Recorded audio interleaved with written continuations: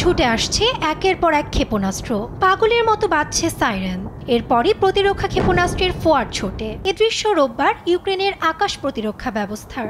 সেদিন রাশিয়ার বেশ কয়টি হামলাকে রুখে দেয় কিয়েভ। এর মধ্যে ইউক্রেনের বিদ্যুৎ কেন্দ্রে হামলা চালায় রুশ বাহিনী। এতে কিয়েভ, দোনেৎস্ক ও দিনিপ্রোপেট্রোভস্কের বিদ্যুৎ বিচ্ছিন্ন করে দেওয়া হয়।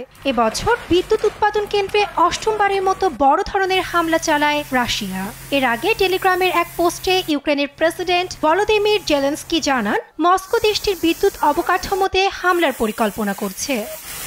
পাল্টা হামলা অব্যাহত রেখেছে ইউক্রেনও। দেশটির সামরিক বাহিনী শনিবার বিকেলে জানায়, রাশিয়ার বাহিনীর সাথে বেশ কিছু জায়গায় যুদ্ধরত তার সেনারা। শনিবার কিয়েভে সাক্ষাৎ করেছেন জাপানের পররাষ্ট্রমন্ত্রী ও জেলেনস্কি। এ সময় জেলেনস্কি জানান, রাশিয়ার সাথে যোগ দিয়েছে উত্তর কোরিয়ার 10,000 সৈন্য। তাই প্রয়োজন দক্ষিণ কোরিয়ার সাথে জরুরি আলোচনা। ইউক্রেনের বিরুদ্ধে রাশিয়ার যুদ্ধে উত্তর কোরিয়ার সৈন্যদল যোগ দিয়েছে। তাই আমি মনে করি আমাদের দেশ ও দক্ষিণ কোরিয়ার সাথে শীঘ্রই আলোচনায় বসা জরুরি। কিভাবে উত্তর কোরিয়া ও রাশিয়ার একত্রিত আক্রমণ প্রতিহত করা যাবে তা নিয়ে কথা বলা প্রয়োজন। শনিবার শিল্পোন্নত দেশগুলোর সংগঠন G7 এক যৌথ বিবৃতিতে ইউক্রেনের প্রতি পূর্ণ সমর্থন ব্যক্ত করে। এ সময় রাশিয়ার বিরুদ্ধে নিষেধাজ্ঞা ও রপ্তানি নিয়ন্ত্রণ সহ আনুষঙ্গিক সব সিদ্ধান্ত বহাল রাখার ঘোষণা দেওয়া হয়।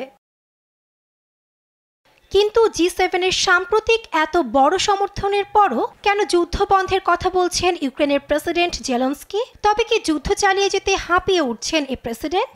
শনিবার এক রেডিও সাক্ষাৎকারে জেলেনস্কি জানান, 2025 সালের মধ্যে যুদ্ধ বন্ধে সবকিছু করতে রাজি কিয়েভ। এর জন্য কূটনৈতিক আলোচনারও দাবি জানান।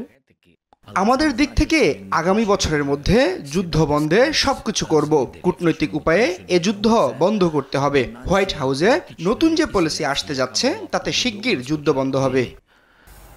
নবনির্বাচিত মার্কিন প্রেসিডেন্ট ডোনাল্ড ট্রাম্প শুরু থেকেই এ যুদ্ধ বন্ধের ঘোষণা দিয়ে আসছেন। এরই মধ্যে নির্বাচিত ভাইস প্রেসিডেন্ট জেডি ভান্স জানান, রাশিয়া ইউক্রেনের যে এলাকাগুলো দখল করেছে তা ট্রাম্প প্রশাসন তাদের কাছে রাখতে দেওয়ার পক্ষে। কিন্তু জেলেনস্কির দাবি, ট্রাম্পের সাথে কথা বলার সময় তিনি এ ধরনের কিছু শোনেননি। নাসরিন আক্তার, নিউজ ডেস্ক, দেশ টিভি।